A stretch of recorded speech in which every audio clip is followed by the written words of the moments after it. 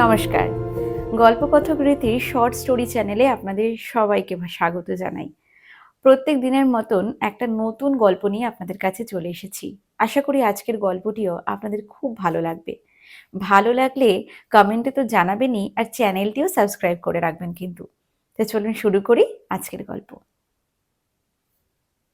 শুরু করছি আজকের গল্প শ্রী নরেন্দ্রনাথ মিত্রের লেখা চিলেকোঠা। কাল সাহস করে শুধু এই ভূমিকাটুকু করে রাখতে পেরেছিল অমলেন্দু। তোমাকে একটা কথা বলবো। রিনা বলেছিল, কি কথা? অমলেন্দু বলেছিল, আজ নয় কাল বলবো। সেই কাল আজ এসেছে। রিনা চুপ করেছিল, পিড়াপিড়ি করেনি। আজই বলুন বলে জেদও ধরেনি, আবার পাশ থেকে উঠেও যায়নি। তরুণ বয়সের চপলতায় হেসে ওঠেনি। তারপর অবশ্য যেমন হয় আরও নানা কথা এসে পড়েছে। অন্য প্রসঙ্গে যাওয়ার গরজ অমলেন্দুরই যেন বেশি ছিল। শুধু এই ইশারাটুকু রেখেই সে যেন পালাতে পারলে বাঁচে। কিন্তু সেই সঙ্গে আশা ছিল যার কাছ থেকে পালাচ্ছে সে সহজে পালাতে দেবে না। সে পায়ে পায়ে ছুটে আসবে, খপ করে হাতখানা ধরে ফেলে বলবে, কোথায় যাচ্ছ? কিন্তু তেমন কিছু হয়নি। 18-19 বছরের একটি মেয়ের পক্ষে অতখানি সাহস হয়তো সম্ভব নয়।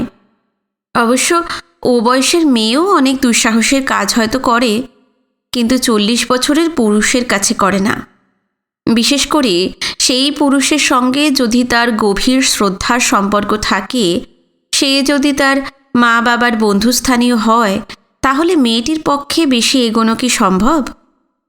এগোতে হয় পুরুষকেই। কিন্তু অমলেন্দুর পক্ষে তা বোধহয় আরও দুঃসাধ্য কাজ। একটানা এগিয়ে যাওয়ার সাধ্য তার নেই। সে 1 পা এগোয়, 3 পা পিছোয়। সারা জীবন বসে বসে সে শুধু অগ্রপশ্চাৎ বিবেচনা করল, আর কিছু করল না। আজ ছুটির দিন।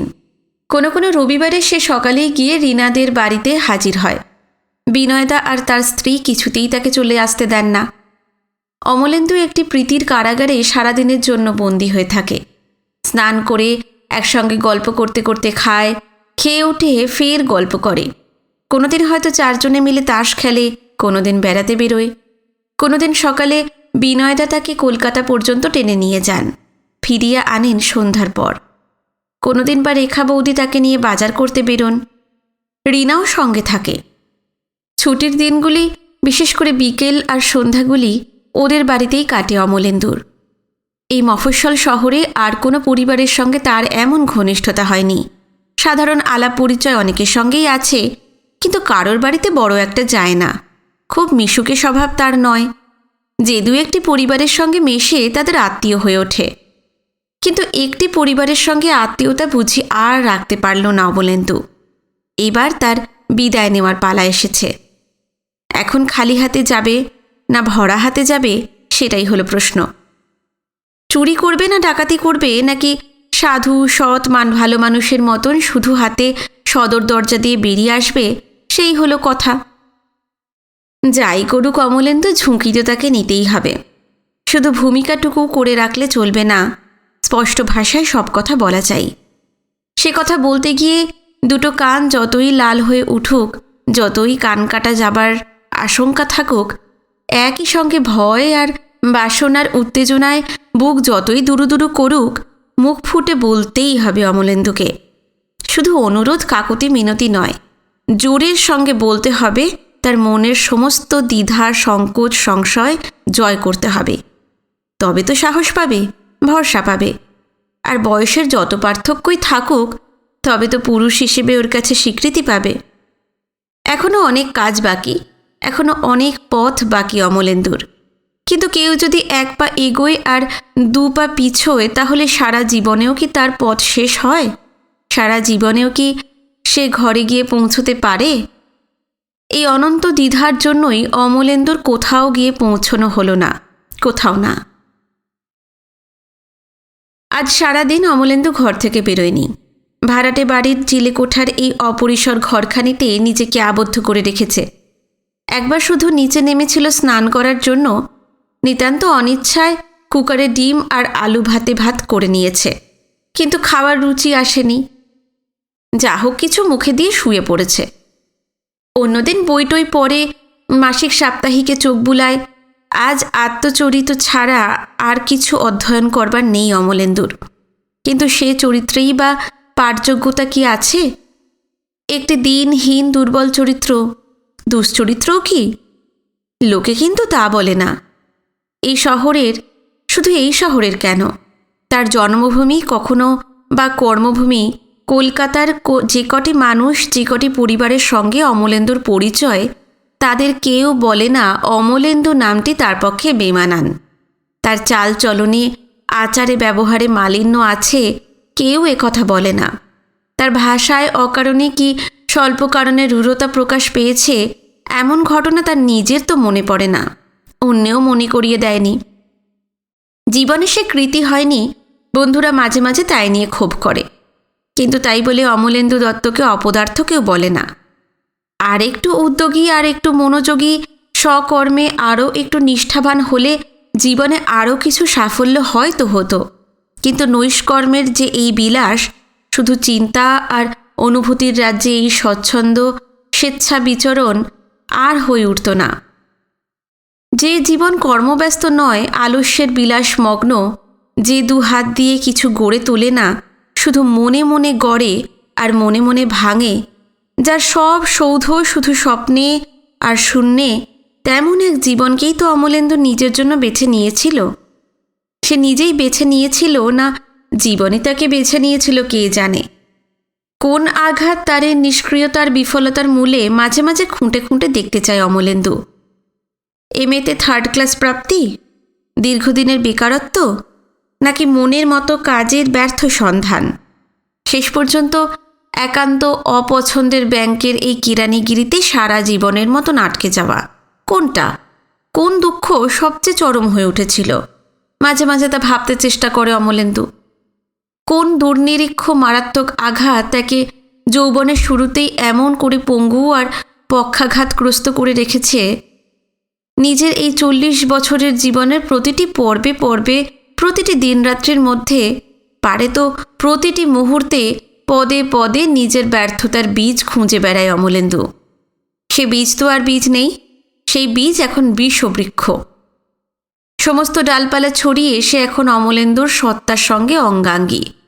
তার মূল উপড়ে ফেলা তো দূরের কথা, ছোট একটি ডাল ভাঙলেও লাগে, একটি পাতা ছিঁড়লেও অঙ্গচ্ছেদের কষ্ট হয়। যতদিন বাবা ছিলেন তাকে কর্মযুক্ত অবস্থায় দেখে যাননি।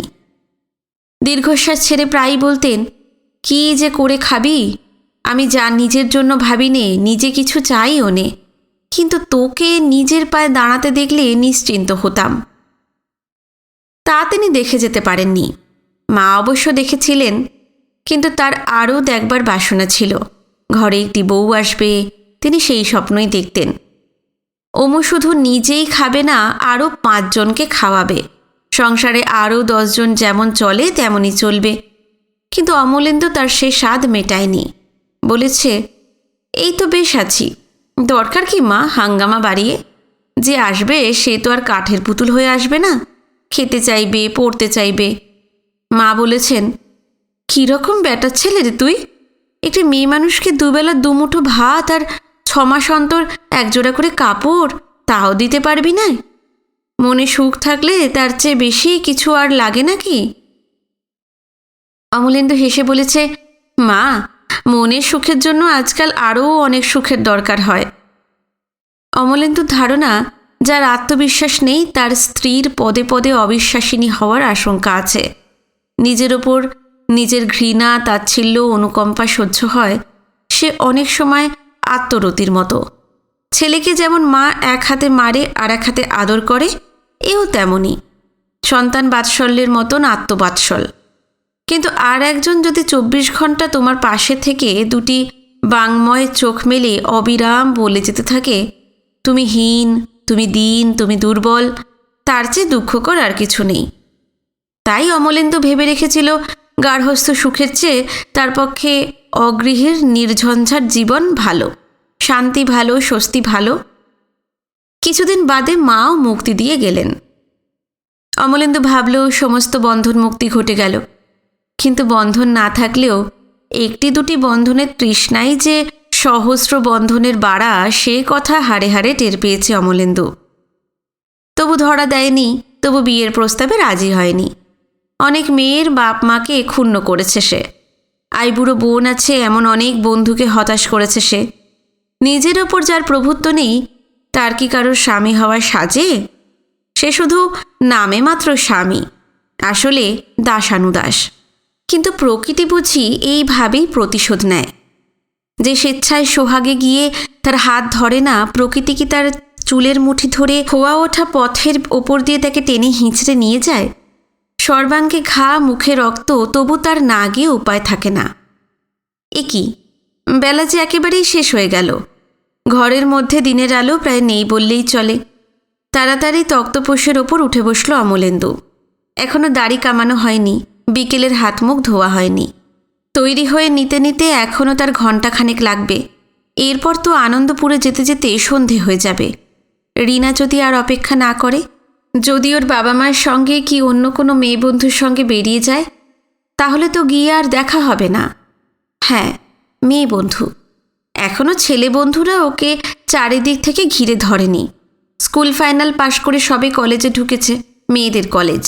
ক্লাসের দু একজন সহপাঠিনীর সঙ্গেই ওকে দেখেছে অমলেন্দু। তাদের সঙ্গেই রিনা তার আলাপ করিয়ে দিয়েছে। কোনো ছেলেকে দেখেনি, যুবককেও দেখেনি। তবু তারা কি একেবারেই নেই? প্রকাশ্যে না থাকুক, নেপথ্যে নিশ্চয়ই আছে।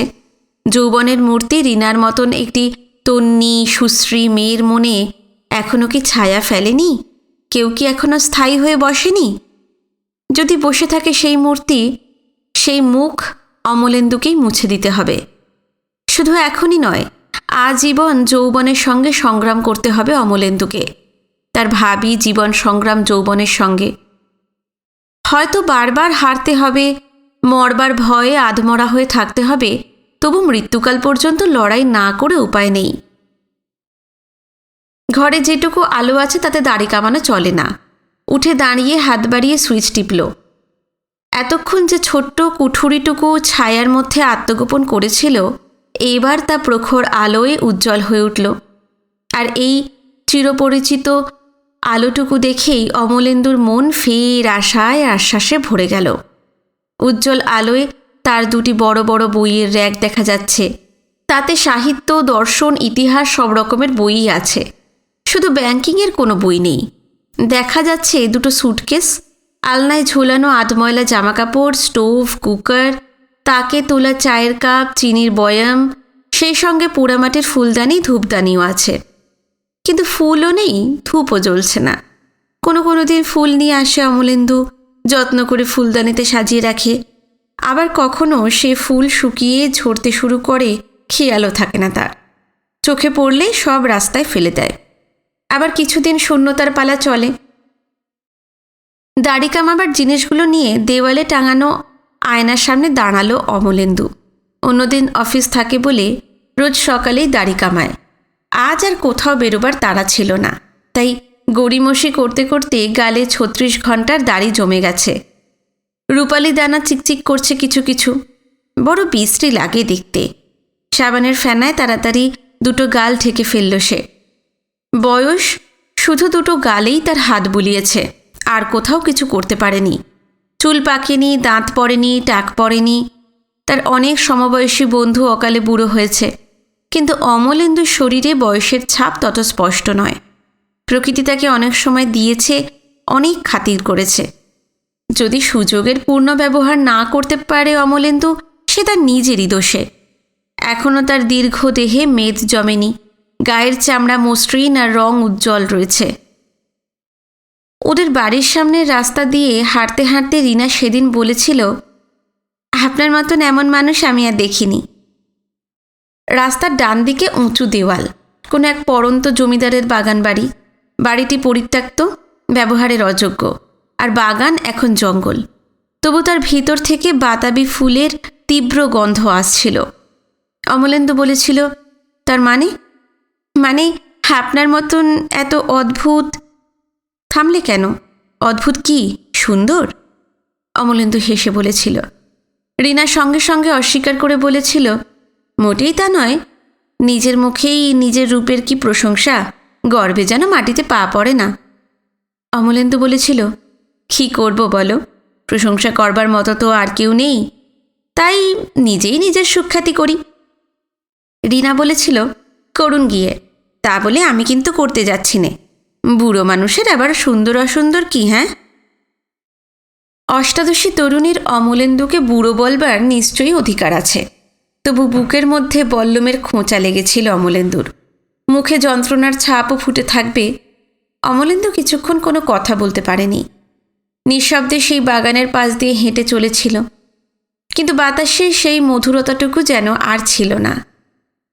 একটু বাদেই রিনা একেবারে গা ঘেঁষে এসে দাঁড়িয়েছিল। অমনি বুঝি রাগ হলো? রাগ হবার কি আছে, তুমি তো সত্যি কথাই বলেছ। মোটেই তা নয়, সত্যি মিথ্যে বুঝবার মতন বুদ্ধি কি আপনার নেই? কি মানুষ আপনি? রিনার সেই মিষ্টি ধমকটুকু অমলেন্দুর ভারী ভালো লেগেছিল। হেসে বলেছিল, অদ্ভুত মানুষ, তাই না? সত্যিই অদ্ভুত। আপনি ঠিক জানেন আপনি বুড়ো হননি, কোনো দিনই আপনি বুড়ো হবেন না। কোনো দিনই বুড়ো হব না? আশ্চর্য, তুমি কি বর দিচ্ছ?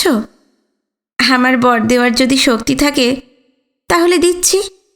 মুগ্ধ চোখে অমলেন্দু সেই তন্নি গৌরী বড়দার দিকে তাকিয়েছিল। অনন্ত যৌবন কি শুধু মাস আর বছর গুনে গুনে হয়? একটি মুহূর্তই কি সেই অনন্তের স্বাদ দেয় না?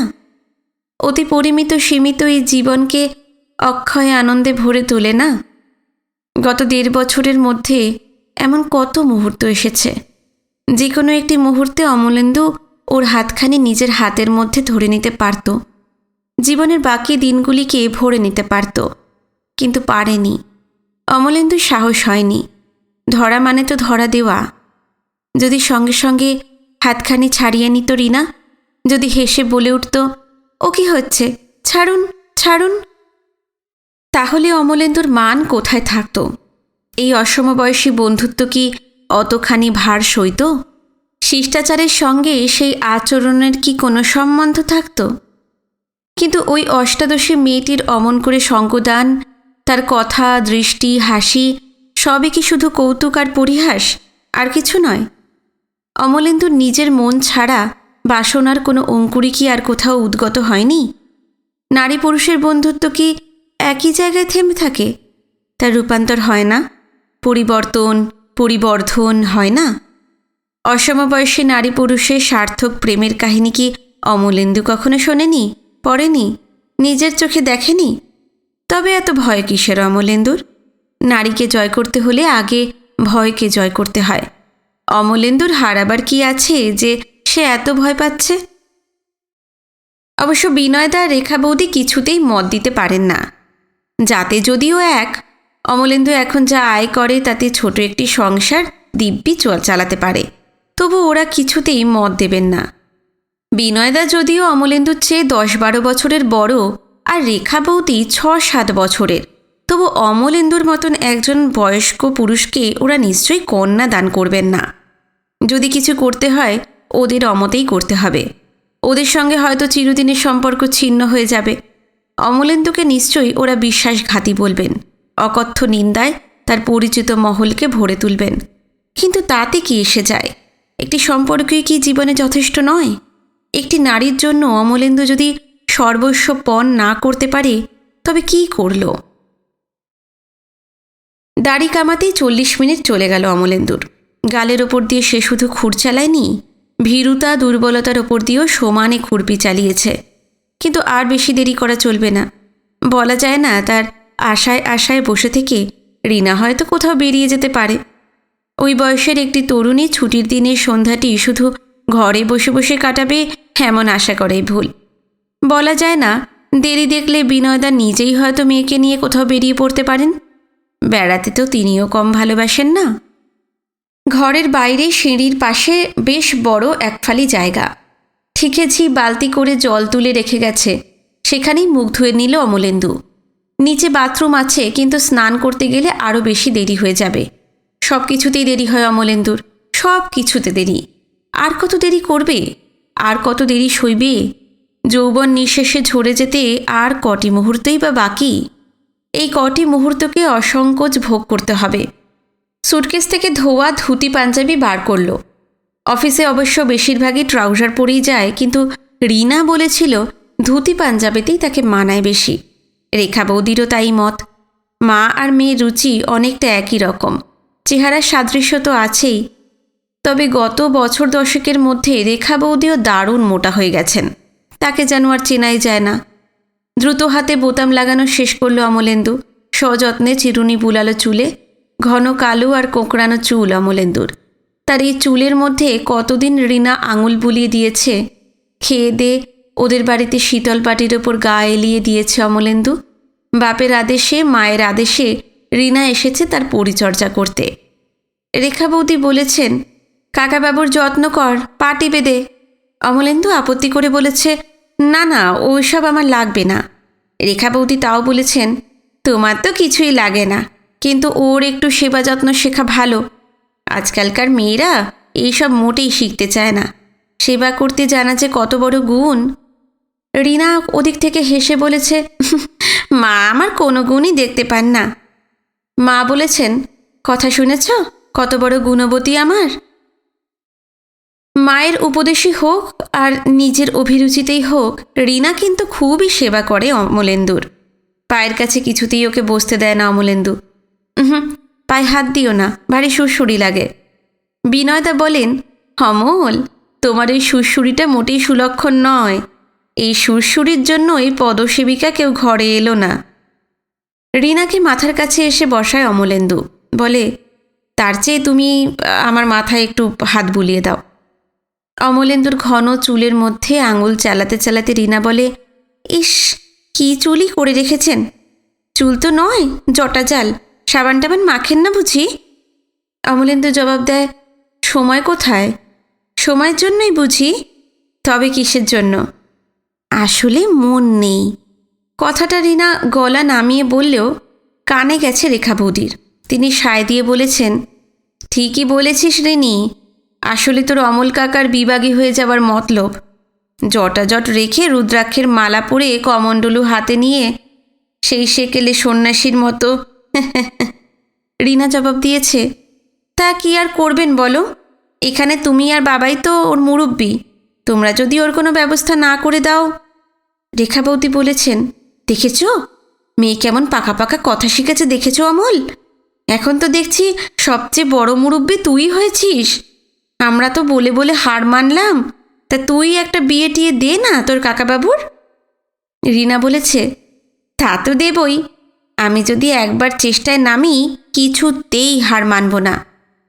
ওর মা বলেছেন, কীরকম জোর দেখেছ মেয়ের। ওর বাবাও ওর কাছে ঠিক এমনি জব্দ। ভাই, তুমিও কিন্তু এবার বড় শক্ত হাতে পড়েছ। অমলেন্দু লক্ষ্য করেছে, রিনার মা যতই কাকাবাবু কাকাবাবু করুন, রিনা সম্বোধনটা এড়িয়ে যায়। রিনা তাকে কোনো কিছু বলেই ডাকে না। বাবা মার সামনে যদি বা কদাচিৎ কাকু কি কাকাবাবু বলতে বাধ্য হয়, ওরা যখন থাকেন না, রিনা ভুলেও কোনো সম্বোধনের দিকে যায় না। কিন্তু সম্বন্ধটা আরও গাঢ়, আরও গভীর হয়ে ওঠে। তখন আরও চটুল, আরও প্রগলভ নারী হিসেবে আরও পরিপূর্ণ হয়ে ওঠে রিনা। অমলেন্দু তাতে বাধা দেয় না, বরং উপভোগ করে। মনে হয় এমন বন্ধুত্বের স্বাদ সে আর কোনো মেয়ের মধ্যেই পায়নি। এমনও মনে হয় এই যেন প্রথম রমণী দর্শন হলো। তা অবশ্য ঠিক নয়। দেখেছে সে আরও অনেককেই, দূর থেকে দেখেছে, কাছে গিয়ে দেখেছে। শুধু দেখা, শুধু শোনা আর কথা বলা, বাক্য বিনিময়, তার চেয়ে বেশি কিছু নয়। কিন্তু রিনার সঙ্গে এই দেখা যেন সব দেখাকে ঢেকে দিয়েছে। সব স্মৃতি এবং বেশিরভাগই দুঃখের স্মৃতি নিঃশেষে মুছে দিয়েছে। চুল আঁচড়ানো শেষ করলো অমলেন্দু। তারপর কি ভেবে স্নোর কৌটো খুলে আঙুলের ডগায় ভরে ভরে একটু শ্বেত পদার্থ তুলে গালে কপালে ঘষে দিল। এইসব প্রসাধনের বস্তু আগে সে ছুঁয়েও দেখত না, এখন তার সবই দেখতে ইচ্ছা হয়। জামা জুতো পরে ঘর থেকে বেরোতে যাচ্ছিল অমলেন্দু, হঠাৎ থেমে গেল, দুপা পিছিয়ে এলো। নিজের সঙ্গে আরও একটু বোঝাপড়া করে নেওয়া দরকার, নইলে রিনাকে বোঝাবে কি করে? রিনা যদি জানতে চায়, রিনা যদি জিজ্ঞেস করে, কোন সম্পদ, কোন উজ্জ্বল ভবিষ্যৎ তুমি আমার সামনে তুলে ধরছ, তুমি আমাকে কি দিতে পারবে, আর কতদিনই বা দিতে পারবে? রিনা যদি জানতে চায়, সদুত্তর কি তৈরি করে যাওয়া উচিত নয় অমলেন্দুর? নইলে রিনার কাছে সে হয়তো একেবারেই বোকা বনে যাবে, বোবা বনে যাবে। অমলেন্দু তো শুধু সাময়িক দেহের তৃপ্তি চায় না, তার জন্য অন্য ব্যবস্থা আছে। কিছু টাকা খরচ করলেই ক্ষণিক অবকাশের সঙ্গিনী কাউকে না কাউকে জুটিয়ে নেওয়া যায়। কিন্তু অমলেন্দু তো তা চায় না। ছলে বলে কৌশলে কিছুক্ষণের জন্যে একটি তরুণীর দেহ সান্নিধ্য তার লক্ষ্য নয়, সে চায় সারা জীবনের জন্য। গোটা একটি জীবনকেই ধরে দিতে চায়। কিন্তু এই জীবন কোন অর্থে মূল্যবান? আর রিনা কেনই বা তাকে এত দাম দেবে? তাকে এমন কোন মহৎ প্রতিশ্রুতি দিতে পারে অমলেন্দু? শুধু প্রেম, সংসার, সন্তান? তাতেই কি এই যুগের মেয়ে তৃপ্ত হবে? দুদিন বাদে সত্যিই যখন জরা এসে অমলেন্দুকে আঁকড়ে ধরবে, তখন কি ঘৃণায় মুখ ফিরিয়ে নেবে না রিনা? হাসবে না উপহাসের হাসি? ছুটে পালাতে চাইবে না বাহুবন্ধন ছেড়ে? যদি নাও যেতে পারে, একটি অকৃতার্থ অকিঞ্চিতকর প্রৌঢ় পুরুষকে নিজের জীবনের সঙ্গে জড়িয়েছে বলে মনে মনে কি অনুতাপ করবে না? কি জানতো এমন একটি রত্নমালা গলায় পরবার অমলেন্দুর সুযোগ হবে? তাহলে নিজেকে হয়তো সেই বড়মাল্যের যোগ্য করে তুলত। এখন কি আর সেই সময় আছে? যার জন্য এক জীবনের সাধনা দরকার, তা কি আর 1-2 বছরে আয়ত্ত করতে পারবে অমলেন্দু? এ তো আর জুয়ো নয়, লটারিও নয়। তার চেয়ে অকপটে নিজের অক্ষমতার কথা খুলে বলাই ভালো। আমি তোমাকে বিপুল বিষয় সম্পত্তির অধিকারিণী করে রেখে যেতে পারবো না, কিন্তু তোমার জন্য সারাদিন পরিশ্রম করব। একটি মধুর সুখের নীড় গড়ে তুলব। সেই ঘরের সবচেয়ে বড় শয্যা হবে গভীর বিশ্বাস, নির্ভরতা আর প্রেম। কিন্তু এইসব কি ভাবছে অমলেন্দু? সত্যি কি মাথাটা খারাপ হয়ে গেল? সে কি এই ভাষায় ওই 18 বছরের একটি মেয়েকে প্রণয় নিবেদন করবে? তার মুখ থেকে ওই বৈদিক মন্ত্র যদি শোনে, রিনা কি হেসে উঠবে না? হয় হাসবে না, নয় বোকার মতো তাকিয়ে থাকবে। ওর সঙ্গে ওর ভাষায়তেই কথা বলতে হবে, ওর সঙ্গে ওর বয়সী হয়ে চলতে হবে। সমস্ত চিন্তাভার আর অসফল অভিজ্ঞতার গ্লানি থেকে মুক্ত হয়ে নবযুবকের বেশি ওর হাত ধরতে হবে অমলেন্দুকে। তবে ওর সে হাতখানা ধরে রাখতে পারবে। ওর বয়সী হয়ে ওর সঙ্গী হতে হবে। রিনা যদি অষ্টাদশী, অমলেন্দুকেও কিছুতেই 21-এর বেশি হলে চলবে না। ওরই মতো ভাষায়, ওরই মতো উৎসাহে, উজ্জ্বলে, আনন্দে, যৌবনের উদ্দীপনায় দীপ্ত হতে হবে অমলেন্দুকে। আর বিনয় কখনো নয়, বিনয় কখনো কাজে আসে না, না প্রকৃতির কাছে না প্রকৃত জনের কাছে। অহংকার চাই, ঔদ্ধত্য চাই, বলতে পারা চাই তোমাকে গাড়ি দেব, বাড়ি দেব, রত্ন অলঙ্কারে ভূষিত করে দেব। আর যৌবন, যৌবন কি শুধু বয়সের সংখ্যার মধ্যে? তুমি আমার স্বাস্থ্যের দিকে তাকাও, তুমি আমার দুর্বার বাসনার কামনার দিকে তাকাও, তুমি আমার শক্তিমত্তার দিকে চেয়ে দেখো। শক্তি না থাকলেও শক্তিমত্তার কথা বলতে হবে, আত্মমহিমা প্রচার করতে হবে। যে নিঃসংকোচ, নির্লজ্জ, স্বমহিমায় যে সোচ্চার, সেই তো স্বীকৃতি পায়। তোমার আশেপাশে যারা আছে তুমি যে কি, তারা তা যাচাই করতে যাবে না। সেই সময় কোথায়? তাদের সেই সাধ্য কোথায়? তুমি যা চাও তাই তোমাকে তারা দেবে, শুধু চাইতে জানা চাই।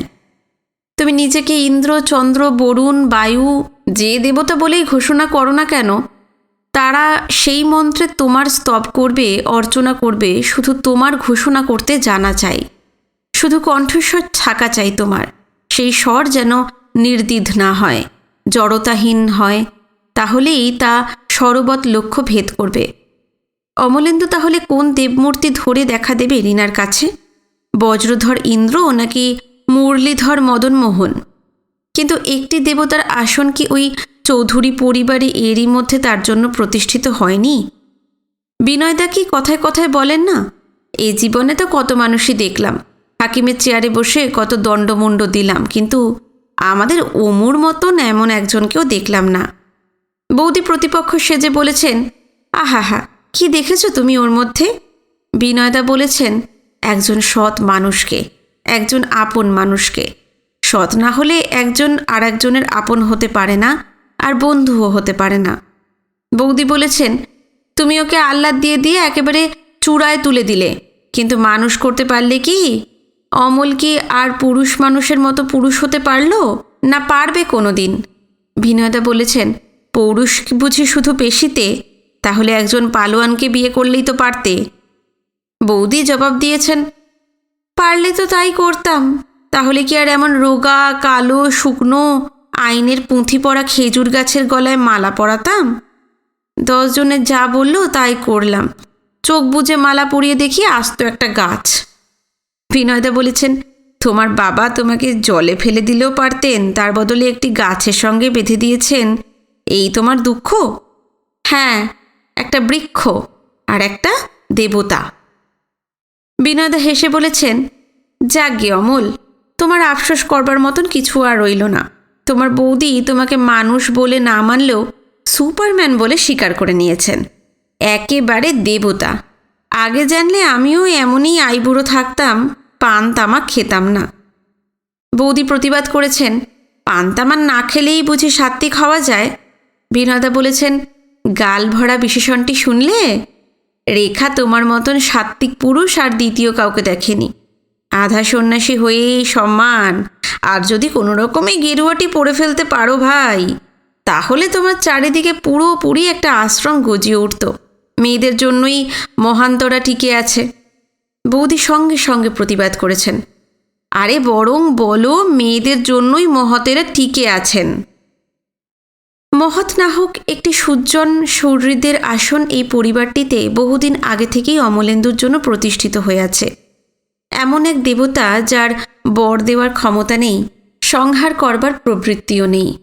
সে শুধু নিজে প্রসন্ন থেকে আশেপাশের আরও কয়েকজনকে প্রসন্ন করতে পারে। তখন রীনা কোথায় ছিল? তার অস্তিত্বই ছিল না। কিন্তু সে আসুক, ছেলেই হোক মেয়েই হোক, একজন কেউ আসুক, এই আকুতি দুজনের মনেই ছিল। অমলেন্দু বলতে পারে 3 জনের মনে। কলকাতায় নামকরা ডাক্তারদের কাছে ওরা তাকে সঙ্গে নিয়ে গেছেন। শিবতলা, ষষ্ঠীতলা, কালীঘাটের সঙ্গী অবশ্য রেখা বৌদি তাকে করেননি, হয়তো লজ্জা বোধ করতেন। অমলের এসব অলৌকিক ব্যাপারে বিশ্বাস নেই জেনে নিরস্ত হয়েছেন। ওরা যখন প্রায় আশা ছেড়ে দিয়েছেন, প্রত্যাশার অতীত প্রতীতি হয়ে রীনা এলো রেখা বৌদির কোলে। এমন কষ্ট দিয়ে, এমন কষ্ট করে এলো যে আর কারো আসবার আর সম্ভাবনা রইল না। বৌদি বললেন, আর দরকার নেই, বেঁচে থাকলেই একটি যথেষ্ট। অমলেন্দু বলেছিল, একটি ছেলে হলে বেশ হতো, তবে শতপুত্র সমা কন্যা। বিনয়দা হেসে বলেছিলেন, অগত্যা।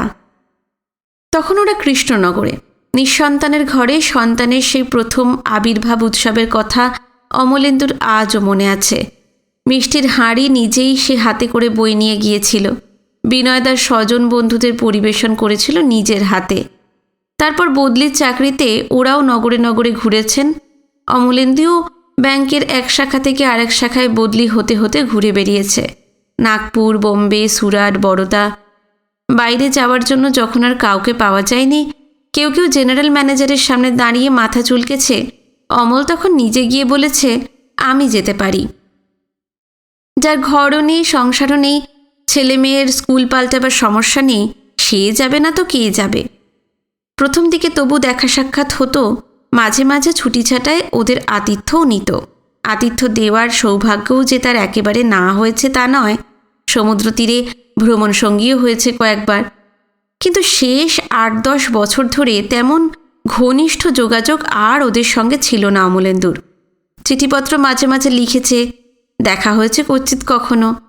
আর সেই অদর্শনের সুযোগ নিয়ে তিলে তিলে বাড়তে বাড়তে তারই দেওয়া নাম বয়ে বয়ে বেড়াতে বেড়াতে একটি মেয়ে হঠাৎ কখন যে তিলোত্তমা হয়ে উঠেছে তা অমলেন্দু টেরও পায়নি।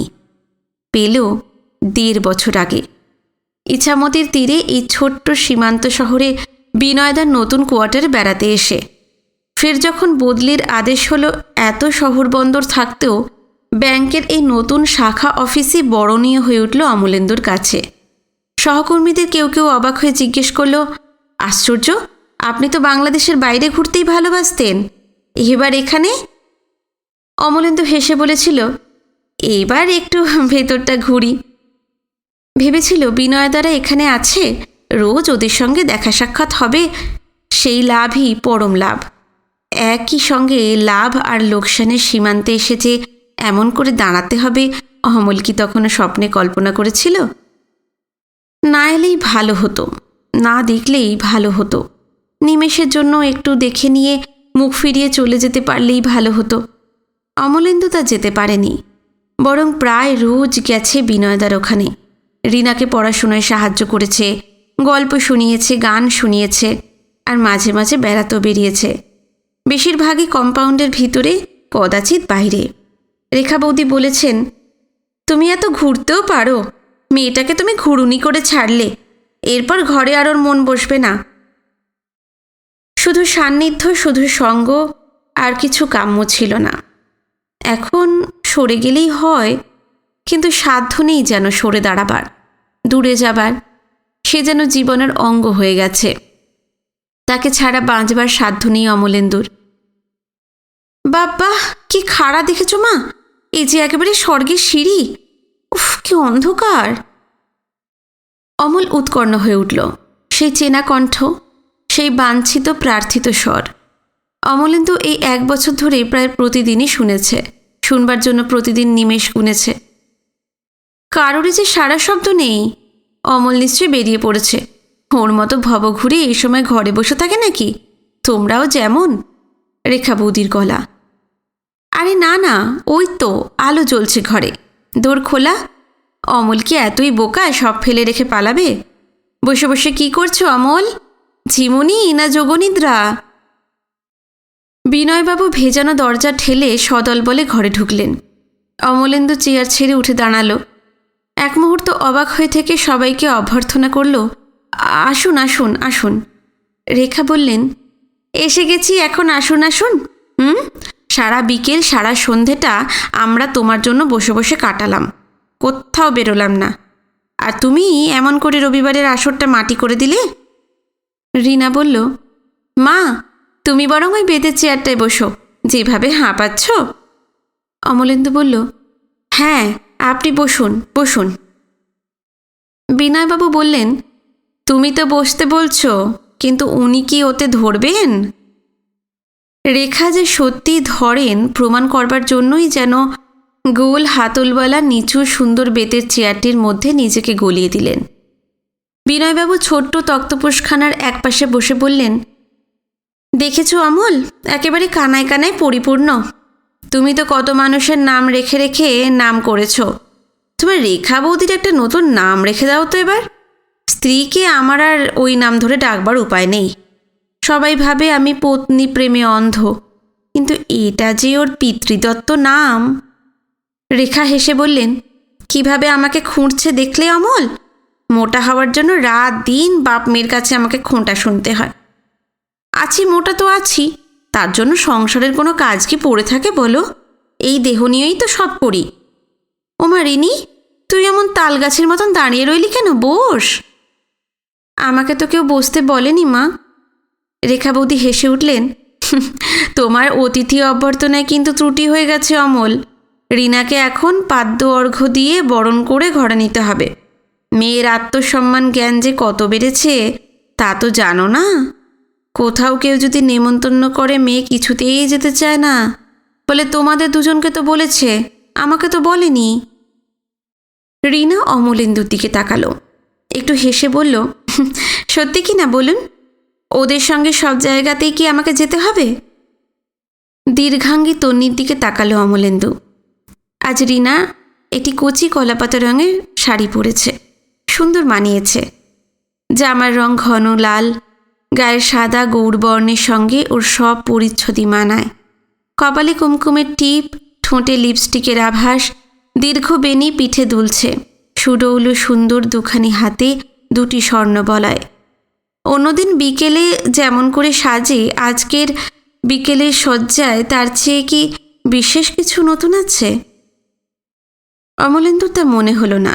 তবু ওই একটি লম্বাটে ধরনের মুখখানিকে এমন অপরূপ আর অভিনব মনে হচ্ছে কেন আজ? কপালে তো রোজই টিপ পড়ে রিনা, আজও পড়েছে। কাজলও রোজই পড়ে, রোজই মোছে।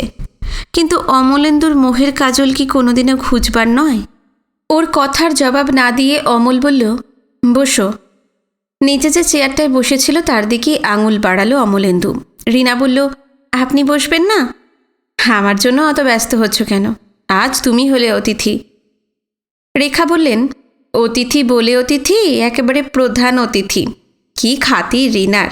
এই খাতির অবশ্য ওর পাও না, ওর জন্যই কিন্তু তোমার এখানে আসা হলো আমাদের। সেই তখন থেকে তাগিদের পর তাগিদ। রিনা বলল, বারে, যত দোষ বুঝি এখন আমার ওপর চাপাতে চাইছো? তুমি তো বলছিলে আজ বোধহয় ও আর এলো না, চল দেখে আসি ওর ডেরা। অমলেন্দু মৃত্যু প্রতিবাদে সুরে বলল, হ্যাঁ, আমার এই ঘরকে আপনারা ডেরা বলছেন? রেখা বৌদি বললেন, বলবো না? যা ছিঁড়ি করে রেখেছ ঘরের, এর মধ্যে বাস করো কি করে? বিনয়বাবু উঠে দাঁড়ালেন, অমলের দিকে চেয়ে হেসে বললেন, তোমরা গৃহী আর অতিথিরা ততক্ষণে কোন্দলটা সেরে নাও, আমি তোমার ওই ছাদটা একবার ঘুরে দেখি, সিগারেটটা শেষ করি। চমৎকার ছাদ পেয়েছো তো অমল।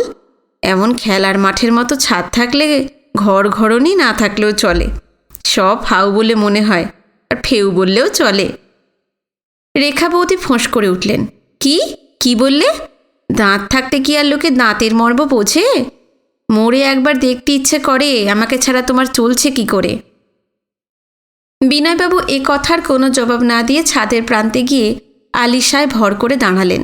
অমল বলল, আপনারা একটু বসুন, আমি বাইরে থেকে আসছি। রেখা বৌদি বললেন, অতিথি সৎকারের আয়োজন? কোনো দরকার নেই ভাই, আজ আর সময় হবে না। কেন, আজ কি? আজ আর এক জায়গায় যেতে হবে। ও তাই, বলুন কোথায়? আর বলো না, ওই জ্ঞানেশ ডাক্তারের ওখানে। তিনি সস্ত্রীক দুবার এসে গেছেন, আমি একবারও যাইনি। কালও ফোন করে সেই খোঁটা দিলেন। আজ ভাবছি সামাজিক ত্রুটি শুধরে আসি। এবার উঠি গো, দেরি হয়ে গেল। আমার কর্তাটিকে ডেকে দাও তো ভাই, উনি বোধহয় একটা প্যাকেট শেষ না করে ওখান থেকে আর নড়বেন না। অমলেন্দু বলল, তাই কি হয়? খালি মুখে এখান থেকে যাবেন কি করে? আমার সঙ্গে বুঝি আর সামাজিকতা করতে নেই? তোমার সঙ্গে সামাজিকতা করব? তুমি কি সামাজিক মানুষ? রেখা বৌদি হেসে বললেন। রিনা এদিকে পিঠ ফিরিয়ে বইয়ের র্যাক থেকে একটা একটা করে বই তুলছে আর রাখছে। কোনো বই নেওয়ার মতো মনে হচ্ছে না তার। অমল একটু চুপ করে বলল, এক কাপ করে কফি খেয়ে যেতে পারেন, চাও আছে, কফিও আছে, কি খাবেন বলুন? রেখা বৌদি বললেন, কে করে দেবে, তুমি? অমল বলল, কি আর করা যায়, আপনাদের অভ্যর্থনায় আর যখন কেউ নেই, বেয়ারাটি পর্যন্ত পালিয়েছে, ছুটির দিন পেয়ে সিনেমা দেখতে গেছে, আমি করি, খেয়ে দেখুন, খুব খারাপ হবে না। শুনছিস রিনি, অমল কফি করবে আর সেই কফি আমি খাবো। না, আর স্থির হয়ে বসে থাকতে দিলে না দেখছি। রেখা বৌদি হেসে উঠে দাঁড়ালেন। কই, তোমার লক্ষ্মীর ভাণ্ডার কোথায় লুকিয়ে রেখেছ, চলো দেখি। রিনি, ঠায় বসে আছিস তো আছিসই, লক্ষ্মী মা আমার একটু হাত পাটা নাড়া, অমলের ঘরখানা একটু ঝেড়ে পুছে দে, আমি অমলের অতিথি সৎকারে খানিক সাহায্য করে আসি। রেখা বৌদি স্টোভ জ্বাললেন, দুধ, চিনি, কফির কৌটো নামিয়ে নিলেন। তারপর এক ফাঁকে হেসে বললেন, মনে আছে অমল সেই ডায়মন্ড হারবারের কথা?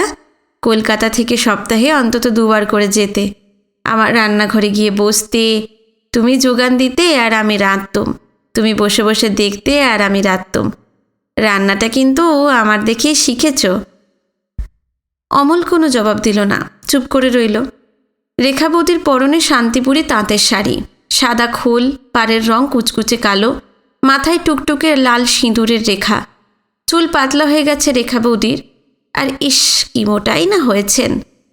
মেদ দেহের চারু রেখাগুলিকে ঢেকে দেয়, কিন্তু সব সুচারু সুখস্মৃতিকে কি ঢাকে? ঢাকা উচিত? উচিত নয়, তবু ঢাকা পড়ে। এই নিয়ম সংসারের। নিয়ম নাকি নিয়মের ব্যতিক্রম? বিনয়বাবু এবার ছাদ থেকে ঘরে এলেন, একটু বিরক্ত হয়ে স্ত্রীকে বললেন, না, তোমাদের নিয়ে আর পারা গেল না দেখছি, একেবারে জাঁকিয়ে বসে গেছো দেখছি। জ্ঞানেশবাবুদের ওখানে একবার যেতে হবে না? আর কখন যাবে? রেখা বৌদি বললেন, কি করব বলো, অমল যে তোমাদের কফি খাওয়াতে চাইল, ধরো খাও। প্রথম কাপটি স্বামীর দিকে এগিয়ে দিলেন রেখা। বিনয়বাবু কফিতে চুমুক দিয়ে বললেন, বাহ, তবে নাকি রিনি আমাদের কাজ জানে না? দেখো অমলের ঘরখানা কি সুন্দর করে গুছিয়ে দিচ্ছে। রেখা বৌদি হেসে বললেন, রাত দিন কেবল মেয়ের প্রশংসা আর মেয়ের প্রশংসা। আমার কফিটা কেমন হলো তা আর বলার নাম নেই। দিনের নাগাল পেলে পুরনো দিনের কথা মানুষ এমনি করেই ভোলে। হেসে রেখা বৌদি অমলের দিকে তাকালেন, সেও নিঃশব্দেই কফি খাচ্ছিল। রিনা এবার মুখ খুলল, একটু হেসে বলল, তুমি তো ভারী হিংসুটে মা। ভারী হিংসুটে, তাই না? শোনো রিনি, জ্ঞানেশবাবুরা বোধহয় একটু গান টানের ব্যবস্থাও করেছেন। ওদের নাকি আরও বন্ধুবান্ধব কেউ কেউ আসবেন। গাইতে বললে তুমি কিন্তু গাইবে, তখন যেন আবার না না করো না। মাঝে মাঝে কী যে মেজাজ হয় তোমার, লোকের মধ্যে এমন অপ্রস্তুত করো আমাকে। আমি তো যেতেই চাইছিলাম না, তোমরাই আমাকে জোর করে নিয়ে যাচ্ছ। গাইতে আমি কিছুতেই পারবো না। তুমি কিন্তু সেখানে আমাকে গাইতে একদম বলবে না। বিনয়বাবু সস্নেহে বললেন, পারবি না কেন মা? বেশ পারবি। অমল, তোমারও তো গীতবিতান আছে দেখছি। এই দুখানা গান ওকে বেঁচে দাও তো, বসন্তের গানে উপযোগী হবে। কালটাও তো তাই। এই তোমার ছাদে দাঁড়িয়ে কোকিলের ডাক শুনছিলাম, ভারী মিষ্টি লাগলো। রিনা হঠাৎ উঠে দাঁড়িয়ে বলল, তোমার আর ডাক শুনে কাজ নেই বাবা, ওঠো এবার, যাবে তো চলো। বিনাবাবু হেসে বললেন, ব্যাপার কি? তুই যে একেবারে হঠাৎ রণচণ্ডী হয়ে উঠলি মা, হলো কি তোর? সবাই একে একে উঠে পড়লেন। বেরোবার আগে রেখা ফের ঘরঠর গুছিয়ে রেখে গেলেন। হেসে বললেন, আজ কিন্তু সহজেই পার পেয়ে গেলে অমল। আর একদিন এলে কিন্তু মাছ মাংস পোলাও কালিয়া খেয়েই যাব। অমলেন্দু বলল, বেশ তো। সিঁড়ির দু একটা ধাপ পর্যন্ত ওদের সঙ্গে নেমে অমলেন্দু হঠাৎ বলল, আমি আর রাস্তা পর্যন্ত গেলাম না বিনয়দা, শরীরটা একটু। বিনয়বাবু বললেন, না না, তোমার আর এসে দরকার নেই।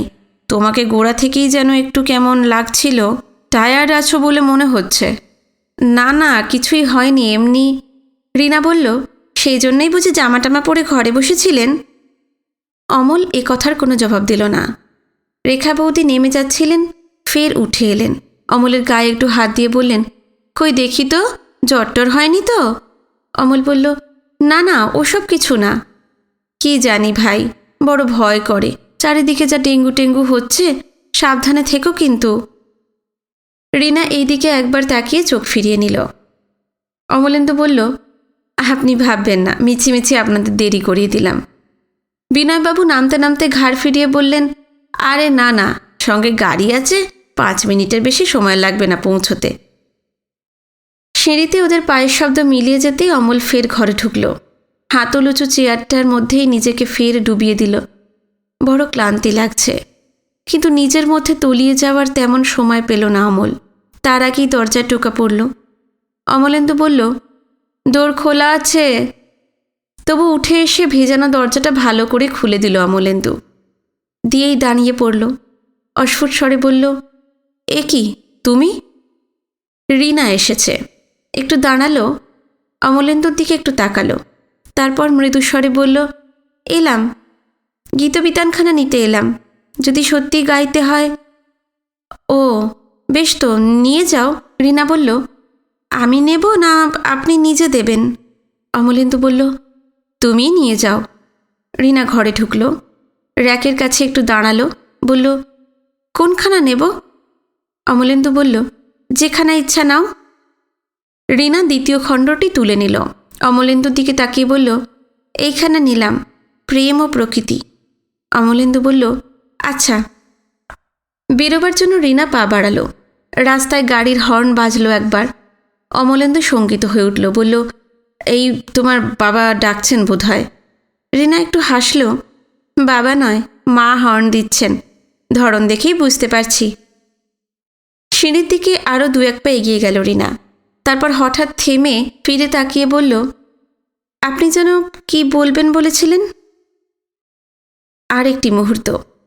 ইচ্ছে করলে অমলেন্দু বলতে পারে, সব বলতে পারে। সারাদিন ধরে সে যা যা ভেবে রেখেছে, 2-1টা কথাতে সবই জানাতে পারে অমলেন্দু। কিন্তু তারপর কয়েক সেকেন্ড ধরে কয়েক যুগের তোলপাড় চলল বুকের মধ্যে।